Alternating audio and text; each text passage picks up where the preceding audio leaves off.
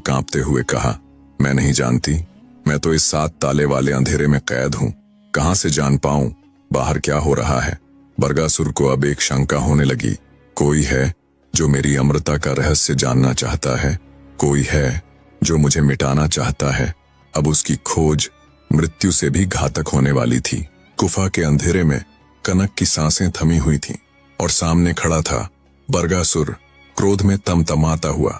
कनक ने धीरे से कहा, अगर कोई बार बार आपकी गुफा में आ सकता है तो क्या गारंटी है कि वो आपको भी खत्म न कर दे। बरगासुर हंस पड़ा, मुझे मारने वाला अभी इस दुनिया में पैदा नहीं हुआ। कनक ने आंखें भरकर कहा, मगर डर तो आपको भी लग रहा है। अब दानव चुप न रह सका, वो सब उगल बैठा।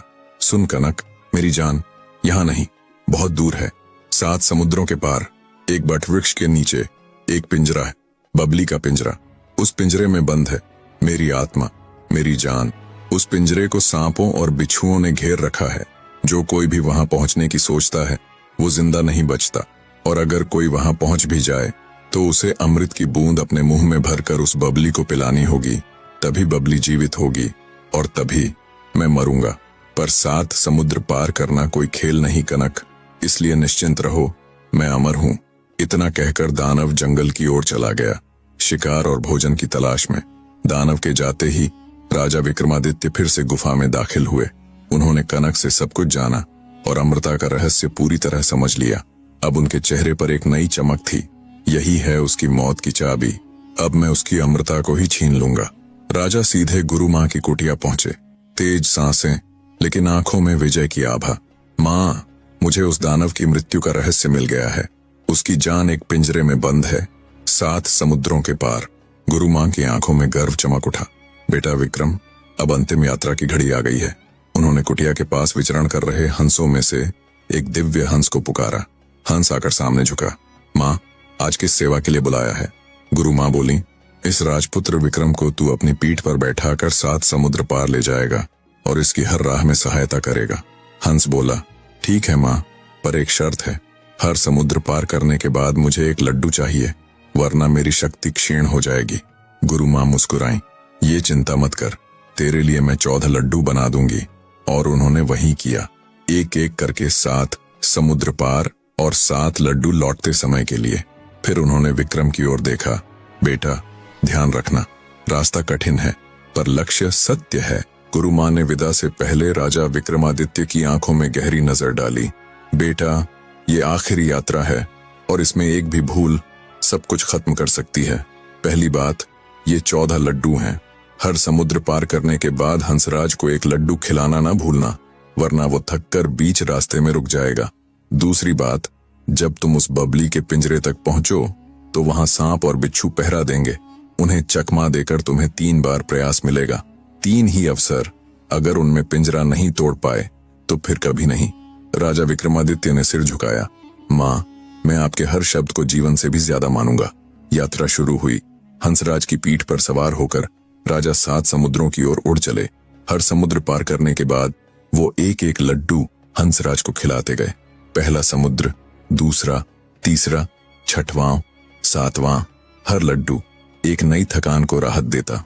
और फिर वो पहुंचे उस बटवृक्ष के पास जिसकी जड़ों में छिपा था दानव बरगासुर का जीवन। कुछ देर विश्राम के बाद हंसराज ने वृक्ष के चारों ओर चक्कर लगाने शुरू किए।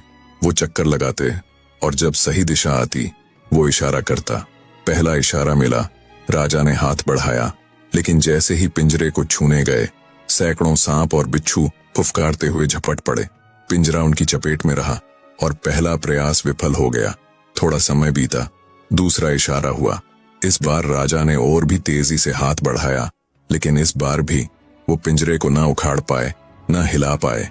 दूसरा प्रयास भी गया और अब बचा था अंतिम मौका। हंसराज चिंतित हो उठा।